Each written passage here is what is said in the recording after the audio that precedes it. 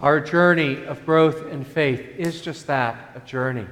And all God asks is that we take one step after the other. The stewardship season, we've been blessed to hear from so many in our congregation of their own journeys in faith. And this week, we welcome Mayra Caceres and Michael Chin as they close out our season of stewardship witnesses.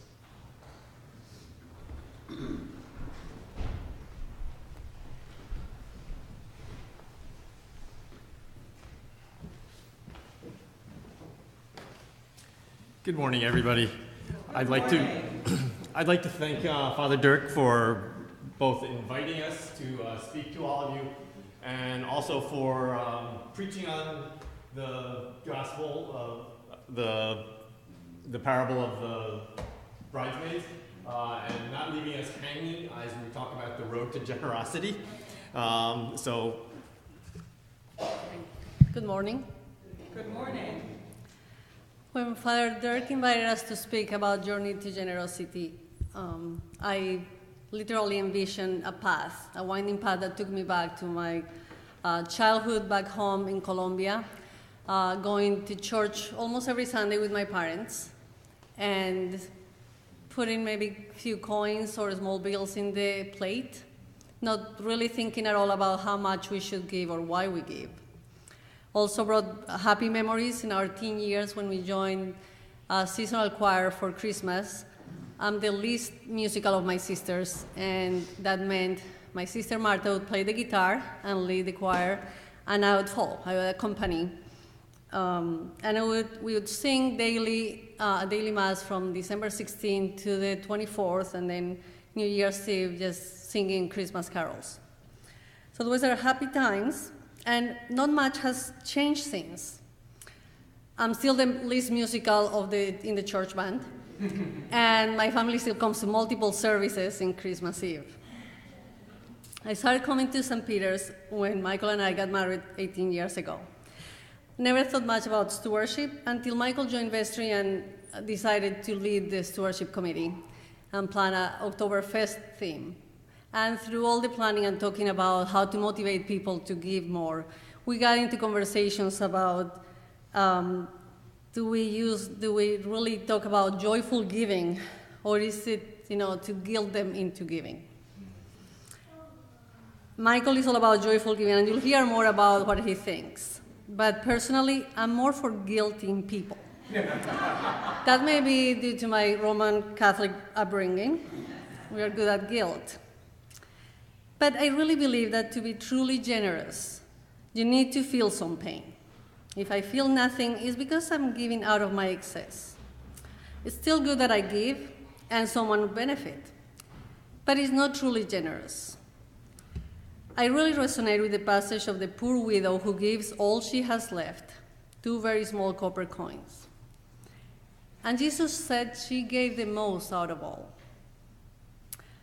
This passage doesn't make me feel very good. I still resonate with it, but I don't feel very good because I've never been anywhere close to giving close to all that I have. But it keeps me alert and it motivates me to do more and keep trying to do better. And as I reflect on what I have, a good job, a nice home, a loving family, and so much more, I become acutely aware that where I am today has to do a lot with having loving parents, good health, the opportunity to get good education. That brought me here, traveled to the US, meet Michael, come to St. Peter's. And all these things are God-given, are gifts from above. I didn't earn those things. So I kind of just stop and think that I need to be generous to give back. So we're ready to do more, to give more, but as soon as we start talking about money, it gets really tricky. Because the spirit is willing, but the flesh is weak. So we talk about how much we should give, back to those early stewardship days. And any amount always sounds like too much. But we look, I'm an engineer, I need, data and have benchmarks, so we look at, how much we spend, look at our budget, how much we spend in non-essential things and like vacations. And then I think about loving God with all our strength. And I just kind of stopped to compare, do I spend more on vacations or do I give more to God? And that became my benchmark. So if I want to have better vacations, I better need to give more to church so I can balance out my personal budget.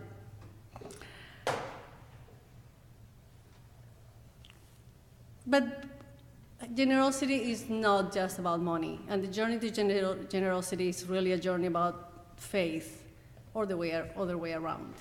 And it's also about time and talent, and getting involved, and the many ministries that I've been part of St. Peter's. When I thought I was just giving few hours a week in Sunday school to teach the kids, little I know that God really wanted me there to teach me and to strengthen my faith life. When I joined Vestry to give back from some of my leadership talents, God put me close to Charlotte, and I got to know her better and have deep faith conversations and support each other in difficult times. And later I got the gift to be by her bedside one of the last few days at the hospital in New York when she was still able to talk, and she was close to making the decision to stop her treatment. And in all my time in Peter's Rock, which is my very dearest ministry, and I got to sing praises to God and enjoy beautiful music, I got to walk really next to wonderful people, but our dear Lori Kufari, and being very blessed by her voice and by her journey. And in her last days, I was able to play some music for her at her hospital bed. And these are just blessings that no matter how much money we could give to this church, it just doesn't pay any of that. So our blessings are so abundant, we just have to be generous.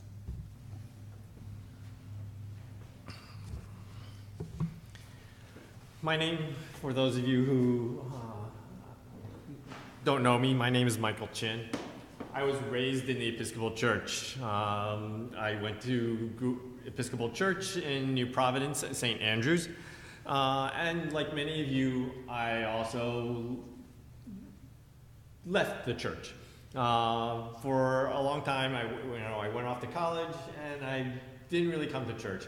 Came to church, Christmas and Easter. I was the stereotypical C&E Christian. But I came back. It wasn't exactly 40 years in the desert, but I was in the desert. So how did I come back? My journey really begins with a loaf of banana bread. How does that happen? I stopped in at St. Peter's every so often, and one day, in around 1997, I decided to fill out the guest book. Well, a few days later, my doorbell rings, and there's Nancy Balicki with a loaf of banana bread. And she just came by to say, welcome to St. Peter's. So that's what happens when you sign the guest book. And I used to live on the other side of the building from Harry and Shirley Reed, two wonderful people. And next thing you know, I'm coming to church again. It's hard to say no to a loaf of banana bread and Nancy Balicki. So I came again, and then again. And next thing you know, I'm a regular coming to church. Well, being me, I had to figure out, what is all this church thing? What's this all about? Okay, since I'm a regular now, I better figure this out. And so I started in the beginning. So I went to Genesis, or what I thought was Genesis, and I go, okay, in the beginning was the Word, and the Word was with God, and the Word was God. And that made no sense to me in the beginning. First off, for all you Bible scholars out there, it's not even in Genesis. I thought it was, but it's not. It's actually part of John's Gospel. And second, it's like, what is this word? I'm thinking Sesame Street or something here, And so I pondered on that question, what is the word? Spent a lot of time thinking about it, and I did come up with an answer. And the answer is that I came up with was that the word is love. for me, it makes perfect sense if I substitute the word love in that sentence. The love was God. The love was with God. And to me, that makes all the sense in the world. But then I'm left with another problem, in that I had an answer, but I didn't have a question. It's like, I figured out the answer before the question. What's with that? Well, if you know me, that's just me too. So off I go again. Now I have to figure out what's the question that I just answered. I was so proud of myself too. But I decided to start with another bit of scripture. And so I started with the part of the scripture that Father Dirk referred to, and that's to love the Lord your God with all your heart, and with all your soul, and with all your mind, and with all your strength. The second commandment is this: love your neighbor as yourself. Love's all over that sentence. So it's like, okay, great sentence, great phrase to start with. And let me think about that. And what exactly does that mean? And I spent a lot of time thinking about that and what the question was. And I came up with the fact that it doesn't matter what the question is. Love is the answer to every question. Okay? It doesn't matter what you ask yourself. If you ask yourself, in my case, should I become a teacher? Yes, I love teaching. I love watching children learn. I love helping the world through the children. Should I propose to Mayra? Yes. I love her. I would want to spend the rest of my life with her. Should I have another piece of cake? No, because I love myself more than I love cake. Okay, maybe a little piece of cake. Okay.